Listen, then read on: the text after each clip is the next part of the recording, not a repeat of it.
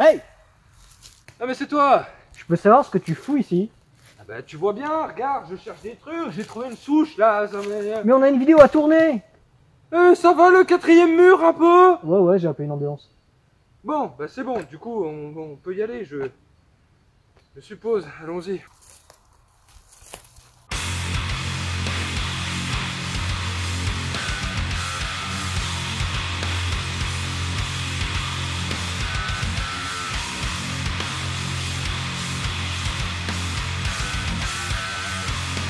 Aujourd'hui, tout le monde a déjà entendu parler du projet Blair Witch, que ce soit de près ou de loin, sauf bien sûr les Canadiens qui eux connaissent le projet de Blair. Mais on perd un peu le sens du film avec un truc pareil. Oui, je sais, mais les Canadiens restent et resteront à jamais des traducteurs de génie. Néanmoins, le projet Blair Witch est une référence du found footage. Film à petit budget, très couramment utilisé pour les films de genre. Et donc le projet Blair Witch a donné naissance à deux autres films, le projet Blair Witch 2 et Blair Witch de Adam Wingard. À sa sortie de l'université, il se consacre à la réalisation de petits courts-métrages et en 2007 produit son premier long, Homesick, et dans la foulée fait Popstar. Non, ça me dit rien. Moi non plus, mais dernièrement il a aussi fait Death Note. Alors, une suite du projet Blair Witch produit par un inconnu. Un autre niveau. Ouais, je sais, mais il va faire aussi Godzilla et King Kong. C'est bien ce que tu dis. Pas confiance. Ça, moi je dis, regardons.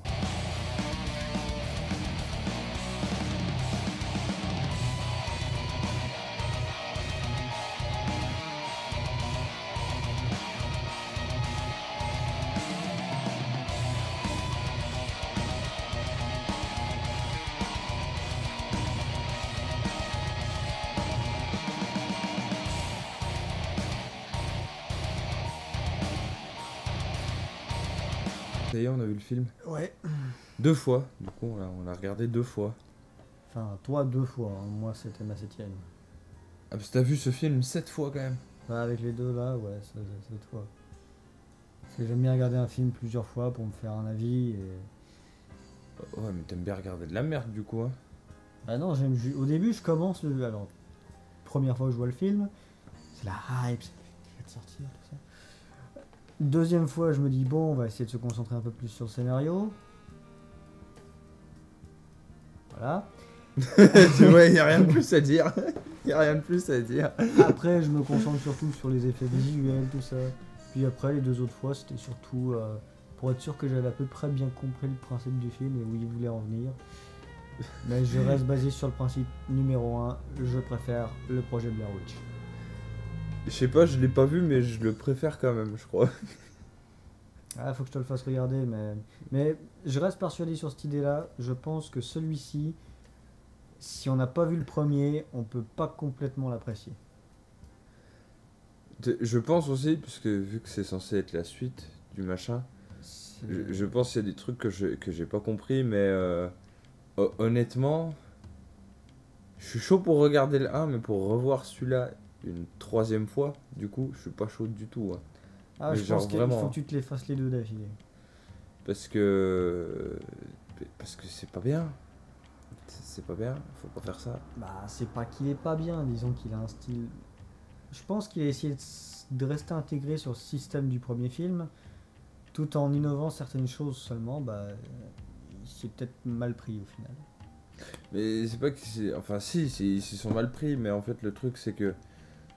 Ils sont censés retrouver sa sœur, mais je vois pas pourquoi faire ça comme le premier, genre avec des caméras embarquées, machin. Lui, genre, il cherche sa sœur. L'autre, elle veut faire un documentaire, c'est cool, mais du coup, elle aurait eu une oreillette et une caméra, genre en rab, c'était bon. Genre, je vois pas pourquoi tous les gens, ils ont des oreillettes caméra. C'est vrai que je pense que ça a fait un peu trop d'angle de caméra du coup au niveau de tout. Mais c'était sûrement pour imposer le frisson vu que chaque personnage finit séparé.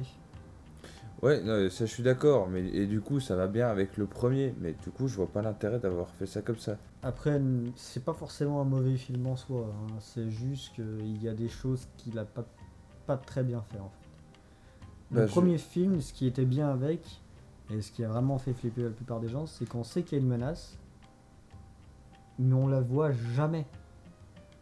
On sait qu'il y a des choses qui se passent. Ouais, je peux pas te dire sur ce point-là, j'ai pas vu. C'est...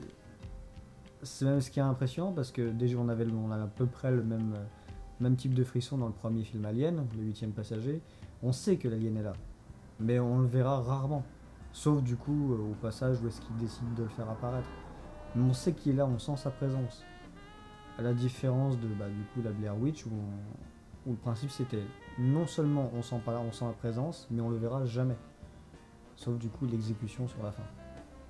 Oui. Mais sur les apparitions, justement, moi j'ai pas vu le 1, donc je peux pas me référer au 1 pour ça. Et le truc, c'est qu'il y a des apparitions de la sorcière que ça peut être bien. Et là, dans ce film, c'est raté à ce fait qu'il y en a. Je vais dire, il y en a 2, voire 3 qui sont intéressantes. Genre qui sont cool. C'est pas appréciable visuellement, par contre. Hein, c'est moche. De toute façon, c'est le principe du monstre fantôme. Hein. Oui, non, mais je suis d'accord, mais genre. On part sur le principe de en maquillage SFX, c'est moche, tu vois. Oui, mais bon, de toute façon, c'est cracra. Quand même. Ils allaient pas faire un truc hyper beau, c'était juste pour le voir vite fait comme ça. Quoi. Oui, mais même vite fait, ça pique les yeux. Il y a eu une apparition, genre le coup de la main, genre quand. Tout à la fin, là, dans le grenier. Le coup de la main, il est cool. Là, j'apprécie, on voit pas la sorcière entièrement, mais. Il est cool. Attends, le coup de la main dans le grenier quand elle déplace. Donc, quand elle déplace c'est plutôt à la cave, ça. C'est à la cave. C'est à la cave encore. C'est après qu'elle monte dans le grenier. C'est juste après. Ouais, j'étais pas loin. Là, ce moment-là, je l'ai bien aimé. Voilà, du coup, référence, la flotte, tout ça. Après, quand on la voit, genre, du coup, c'est dans le grenier après. Quand elle tourne la caméra. Ouais, là, c'est super mal foutu. Le moment avant qu'elle rentre dans la maison, j'ai oublié son nom à la gonzesse, mais. De toute façon, les autres ils meurent, alors bon. Ils meurent tous en fait.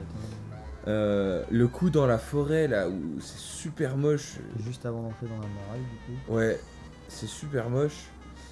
Ouais, le seul moment où c'est cool, vraiment, c'est le coup de la main et le coup où le héros, le mâle blanc privilégié, il voit sa sœur. Il y a que là où, genre, c'est cool. Parce que c'est furtif, c'est pas spécialement moche non plus. Enfin, on n'en monte pas trop et du coup, on voit pas que c'est moche. Moi, je pense un plan qui aurait été intéressant sur le fait de montrer la sorcière au final. C'était du coup le dernier plan où est-ce qu'on la voit sur la caméra. Quand notre héroïne tourne la caméra et qu'elle surprend du coup la sorcière. Ce plan aurait été bon s'il n'y avait pas eu tous les autres plans de sorcière avant. Surtout celui qui est juste avant dans l'escalier quand elle grimpe pour aller au grenier. Ça marche aussi ça. Qu'elle se tourne et que d'un seul coup elle a la sorcière devant elle. Techniquement là en plus, si on suit l'histoire du film, elle aurait dû mourir net. Toujours du bon dans du mauvais, hein, mais... Je pense que par exemple le personnage de Lane, il est comment dire... c'est con parce que c'est le seul personnage au final que j'ai bien aimé. Alors que c'est un gros fils de pute. Mais en gros c'est le personnage qu'on développe le plus dans tout le film. Enfin presque le plus dans tout le film. Et c'est le seul où tu peux te dire genre qu'est-ce qui lui est arrivé. Genre tu sais qu'il va devenir fou à la fin. Parce qu'il l'est déjà au début. Mais tu sais qu'il va être complètement cinglé à la fin. Ça arrive et ça te choque pas, mais t'es pas déçu non plus. Genre c'est assez bien foutu, il est assez bien développé. Alors que les 4 principaux, ils sont 4 ou 5, je sais plus déjà. Deux blancs, 2 noirs, ils sont 4. En tout, ouais, ils sont 4. Parce qu'après t'as Elaine et sa femme. Après il y a les 2 autres qui arrivent. Mais les 4 principaux, je sais pas, moi je me suis pas attaché du tout. Si la gonzesse à la fin, parce qu'il reste qu'elle, et on va dire, elle a un bon jeu d'acteur. Ouais, non, je sais pas, le personnage est cool sur la fin, mais genre avant la fin, genre tu t'attaches à rien du tout. T'en as juste rien à foutre des gens, quoi. Ce qui est un peu triste avec ces personnages, c'est que c'est limite des personnages clichés au final. Ah même ouais, si non, mais terriblement. Si c'était pas un but du réalisateur ou autre, mais je trouve au final que ça reste des clichés parce qu'on a le mec qui cherche à retrouver sa sœur qui est. Tu le vois à fond dans l'histoire. Ça c'est pour poser un but au film. Triste. Le mec qui veut retrouver sa sœur, c'est pour trouver un but au film, donc. Lui, c'est pas spécialement choquant, ça fait chier, tu vois, qu'ils aient pas trouvé plus original. Mais bon, avec Blair Witch, t'as pas non plus 500 000 sujets à trouver. La fameuse fille, j'arriverai pas à me rappeler de son prénom, c'est atroce. La fille qui l'accompagne. Ah oui, celle qui fait le documentaire. Du coup. tu sens qu'elle est là en tant qu'amie, mais qu'elle va laisser son reportage passer par-dessus, comme la plupart des reporters dans les films au final. Ouais, d'ailleurs, il y a un plan qui le montre bien dans ce film, mais qui est cool aussi, c'est quand la métisse, elle se blesse dans la rivière, et que du coup, elle continue de filmer, alors que lui, il demande genre d'arrêter, et elle capte pas tout de suite. Genre, elle est vraiment dedans, quoi. Il lui demande d'aller chercher sa trousse de secours, ouais. Puis elle reste plantée 2-3 secondes devant la blessure. Ce plan, il le montre bien, genre que justement, elle est très concentrée sur le documentaire, et que lui, il veut retrouver sa sœur, machin, il privilégie les gens avant, genre, le documentaire, film, tout ça. Peter, qui au final est le premier à disparaître du film. Ah oui, voilà, le Renault, c'est Peter. Lui, il joue limite pas le gros beauf, mais ouais, limite la grosse brute en fait. Il croit à rien, il s'en fout de tout, limite. Il est juste là parce que son meilleur ami lui a demandé, c'est tout. En fait, le truc de Peter, c'est que on a un peu de background avec lui. On sait qu'il est allé faire des fouilles à Black Hills, enfin dans la forêt de Black Hills, genre quand il y a eu la disparition des heures. C'est ouf, j'ai retenu le nom de la sœur du gars, mais pas de...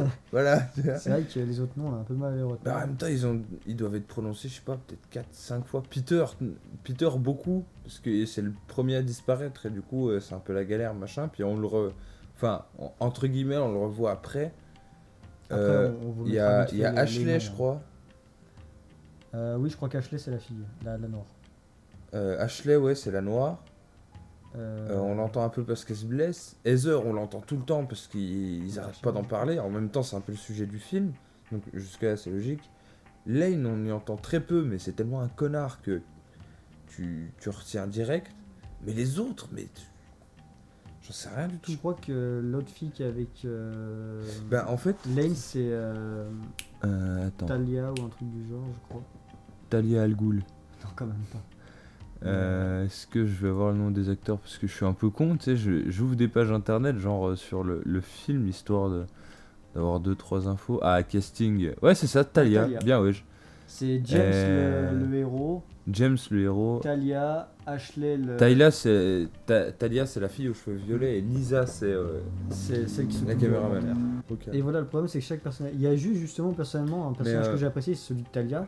Parce que limite, Talia, elle est là, elle sait pas trop ce qu'elle fait ici, et elle le fait bien ressentir. Parce qu'elle a accompagné Lane, qui du coup est, j'imagine, en fait, Talia, je la vois un peu comme un Jesse Pinkman de Breaking Bad. C'est un gros souffre-douleur, en fait. C'est un gros souffre-douleur. Genre, elle suit son mec, genre, dans le délire. À un moment donné, elle est pas sûre de vouloir continuer. On le voit bien, final, en plus, elle le dit. Ouais. Elle continue dans le délire, et tu vois bien qu'à la fin, genre, elle est au bout de sa vie, quoi. Puis à la différence de Lane, par exemple, quand mais on sait pas ce qu'elle devient, d'ailleurs. Ah si, elle meurt. Elle meurt net. On est sur du pliage, hein. On est sur de l'origami. Et on voit que c'est le personnage qui s'est vite rendu compte au final qu'elle faisait une bourde quand elle a piégé les autres. À la différence de Lane qui continue dans le truc. Dès qu'ils se sont réveillés le lendemain pour trouver les totems accrochés partout, autant Lane faisait le surpris, tout ça, elle, on sentait qu'il y avait quelque chose qui allait pas. Déjà, dès le début, tu sens que le personnage il cache quelque chose et que ça va pas. Et plus ça avance, plus on sent qu'elle se sent mal à l'aise par rapport à quelque chose. C'est pour ça que ce personnage, déjà, je l'ai trouvé très attachant parce qu'elle s'en prend plein la gueule, la pauvre, et qu'elle regrette totalement ce qu'elle a fait. Oui, bah oui. Et ce qui est bien, c'est que quand elle s'est rendue compte de sa faute, à la différence de Lane qui a insisté bon, après c'est sûrement le jeu de son personnage, c'est pour ça, qui a insisté pour faire la paix vite fait avec les autres, et avec les autres ils étaient à deux doigts de lui casser la tête, elle a décidé de l'embarquer. Les autres, non, que Peter. Hein. Je pense que... Oui, je pense qu'il y avait une certaine tension genre dans le groupe, mais je pense que si le mec s'approchait l'action s'est concentrée en fait sur Lane et Peter. Oui. En deux personnages qui Talia entre guillemets. Mais on va dire Peter il est très impulsif. C'est ce qu'on sait de lui. Il est impulsif, il est allé faire les fouilles. Genre avant, il s'est rien passé du tout. Et du coup, lui, ça le fait marrer cette situation. Et il a pas peur parce que du coup, il est déjà venu dans la forêt, machin. Mais du coup, on sait qu'il faut pas se foutre de sa gueule non plus, quoi. C'est un mec qui n'hésitera pas à taper. Mais je pense ce qui a au départ enclenché la haine entre ces deux personnages, Parce qu'on sent qu'il y a quelque je vois de quoi chose. tu veux parler. C'est que dès qu'ils arrivent dans la chez maison Lane, en fait. de Lane, Lane, Italia.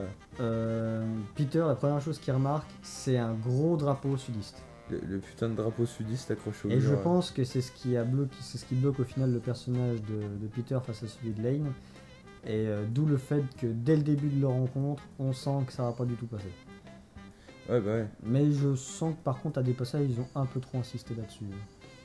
Bah des passages, ouais, genre quand ils racontent, genre quand ils sont en train de marcher en direction de la forêt, qu'il y a Peter qui se fout de la gueule justement de Lane et que Ashley, si c'est ça, yes, merci l'affiche sur l'écran. Elle lui dit de se calmer. Elle lui dit de se calmer, machin et tout, et lui il continue. Tu sens que là c'est lourdingue, genre ça sert à rien, tu sais que les deux personnages vont pas s'entendre, tu sais que Peter il en a un peu rien à foutre dans le fond, qu'il est là pour accompagner James et que voilà c'est un ami d'enfance machin, je l'accompagne, c'est cool, je suis déjà venu, j'ai pas peur.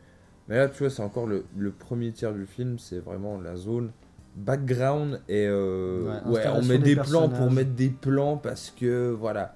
Installation des personnages, on va dire, on voit ce que ça va donner. Et attention, quand je dis premier tiers, le film fait 1h30, hein, c'est pas une demi-heure. Hein. Le premier tiers, c'est par phase de... Le premier tiers est assez long, le second tiers est beaucoup plus rapide. Il est très court le second tiers. Hein. Mais arrivé au troisième tiers, c'est là que justement la plupart des gens c'est pas une demi-heure par tiers. Ont apprécié le film, dont notre ami ici. Bah ouais, non, la dernière partie du film est cool, hein, est vraiment cool. Il y a des plans genre qui pêchent, mais c'est pas le drame. Mais genre, je maintiens ce que je dis. Je sais pas si ça doit peut-être durer une demi-heure quand même. Je sais pas, je peux regarder. Le dernier plan bah, le dernier tiers. Ouais, le dernier tiers doit quand même durer. Ça devrait durer dans la demi-heure, je pense. Et celui d'avant qui doit faire 20 minutes, 20 minutes à peu près. Un quart d'heure, peut-être même. Hein. Dernier tiers. Ouais, un quart d'heure, 20 minutes, pas plus. Je dirais plus 20 minutes, une demi-heure, et plus, un quart d'heure, 20 minutes déjà pour le. Oui, je te parle du deuxième. Tiers. Ah oui, le second tiers, oui, un quart d'heure, 20 minutes. Le premier tiers, bah, c'est tout le reste du film. C'est le reste, il y a 3 quarts d'heure à peu près. Après, pour ce qui est on va dire de la technique, soit de la lumière, moi j'ai trouvé qu'elle était assez bien gérée. Bah, en soi. Justement, pour le premier tiers, genre, ça a l'air d'être de la lumière naturelle. Si ça ne l'est pas, respect parce que c'est super bien foutu. Je pense que comme dans le premier film, ils ont voulu tourner bien dans une forêt et du coup parce que Mais si effectivement c'est pas du tout. Mais je crois que justement c'est ce qu'il a dit durant ce qu'on a regardé là sur les commentaires de la maison. Ouais, sur le montage de la maison. Il a dit que vraiment le seul plan qui a été fait en studio, il me semble, c'est justement la fameuse maison. Oui, bah oui, la maison. Qui n'avait pas pu être réutilisée par rapport au premier film, le projet Blair Witch, parce qu'ils disent qu'elle a été détruite peu de temps après le film, si j'ai bien compris. Ce qui est dommage parce que personnellement j'aurais adoré retrouver cette maison. Même s'ils l'ont fait quasiment à l'identique. Elle est bien foutue, hein. Elle est bien refaite. Mais il me semble que c'est ce qu'il dit justement, c'est que la plupart du film a été tourné en extérieur surtout. Ouais. Ce qui fait que. Ouais, mais tourner en extérieur, ça veut pas forcément dire lumière naturelle. Hein. Il y a plein de trucs qui sont tournés en extérieur et que c'est pas de la lumière naturelle. Oh, je pense que là c'était. Mais je pense que c'est naturel. Naturelle. Ou sinon, si ça l'est pas, c'est super bien foutu. Franchement, c'était vraiment bien géré. Après, deuxième tiers, donc t'as le début, on va dire, c'est. Début du deuxième tiers, c'est quand Lane il se barre, enfin il se fait virer plutôt. Là, c'est le jour, on sent que la luminosité déjà descend. En fait, c'est justement grâce alors que c'est 2h de l'après-midi. Voilà, c'est ça justement qu'on se rend compte que. Là, on va dire des différentes zones. Première partie, tout est extrêmement lumineux, tout est flashy. En fait, tout est très été, c'est très estival en fait. Deuxième partie, c'est là que la couleur commence à être tamisée, beaucoup plus sombre, les journées passent beaucoup plus vite. Et troisième partie, c'est uniquement dans le noir. Fin de deuxième partie, on est déjà dans le noir. Hein.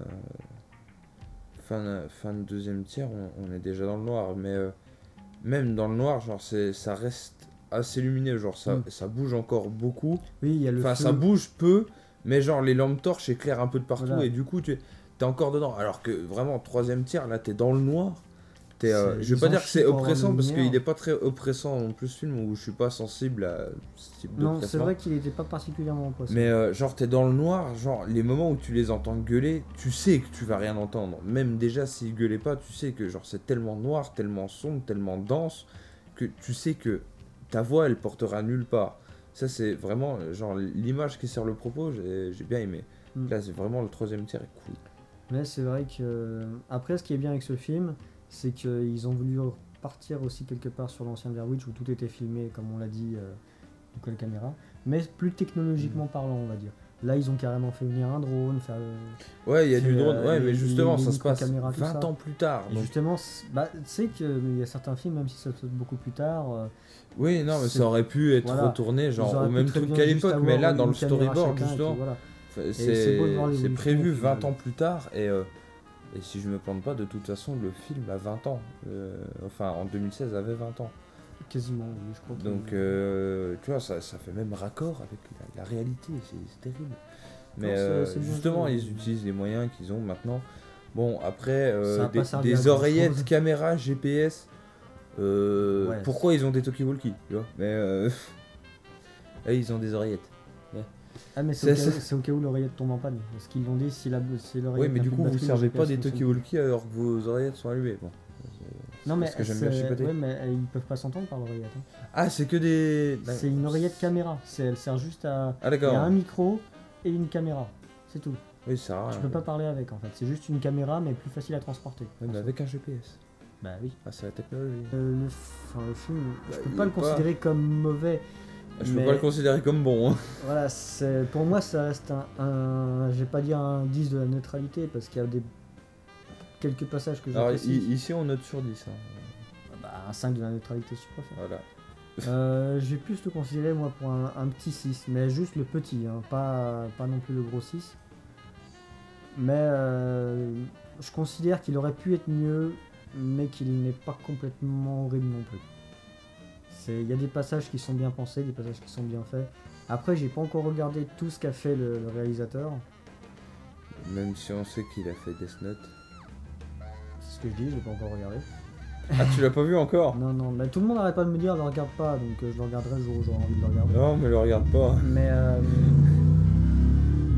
c'est pas quelque chose que je vais critiquer parce que voilà, c'est les films de ce réal, je les ai sans doute jamais vus. Bah, je sais pas, moi, il y a 2-3 films, genre, qu'à une époque, ça m'aurait bien plu de les voir.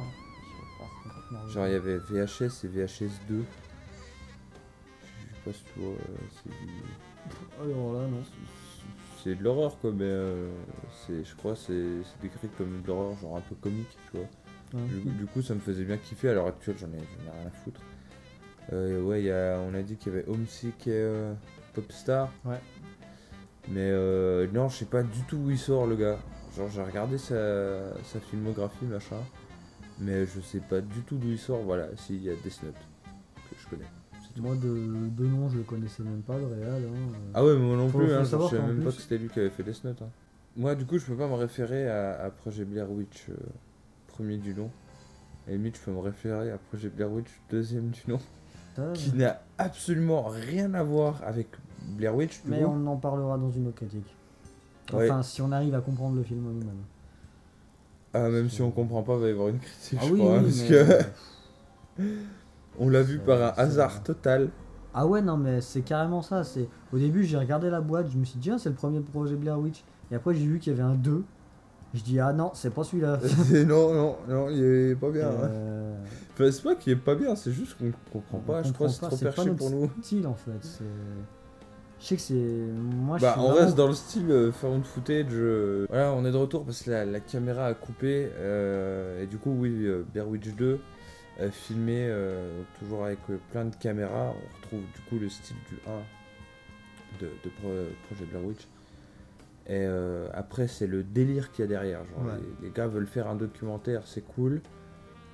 Je sais même pas si c'est trop un documentaire Bah, que ça parce que. Bah, en fait, si, il y a un groupe, il y a les principaux qui veulent faire un documentaire. T'as la sorcière qui est avec eux, genre qui veut qui veut rencontrer la sorcière de Blair. La Blair Witch, parce que Ouais. vraiment, sorcière de Blair, ça. Et c'est tout en fait. Il y a juste la sorcière qui est un peu à part et qui fait un peu toute l'histoire du film, mais C'est vrai qu'au final. mais sinon, au final, le film- on comprend pas grand chose. Hein. Très compliqué à comprendre. Mais je pense que c'est pas juste parce que c'est pas notre truc. Hein. Bah faudrait, je pense, faut le revoir. Mais Ils Blair ont Witch, fait moi si je devais lui donner une note, ça. c'est pareil, je peux... 4. Hier j'ai dit 4. Hier j'ai dit 4 avant qu'on le mate une deuxième fois. Mais là ouais, si juste je lui mettrais 5. Quoi. Et vraiment le 5 du neutre, le 5 du... Il y a des trucs cool, il y a des trucs moins cool. C'est pour les adolescents, je suis pas public. Voilà, c'est tout. C'est genre... ce film est matable. Mais genre pas plus d'une fois tous les 2 ans. Quoi. Ouais. Mais en attendant, continuez à vous amuser. Faites des pâtes. C'est bon les pâtes. T'aimes bien les pâtes? C'est cool. Et du coup, c'était Maiden Slayer et Dark the Old. Bonjour. Piece of cake. Et The Cake is a Lie Non, c'est à cause d'un truc que j'ai mal compris une fois. Et... En fait, pour moi, piece of cake, c'est pas part de gâteau, mais la paix du gâteau. Ah, je croyais la genre sécrétion de gâteau, tu vois. Non, non, le pipi de gâteau. Juste piece of cake, mais piece. Ouais, genre paix au gâteau. Ça. Ouais, mais du coup, le gâteau est un mensonge. C'est ça, toujours un mensonge. Ah là là, qu'est-ce qu'on se marre, Malabar. Exactement, Michel. Bon, on va peut-être aller voir du coup qui c'est qui est là.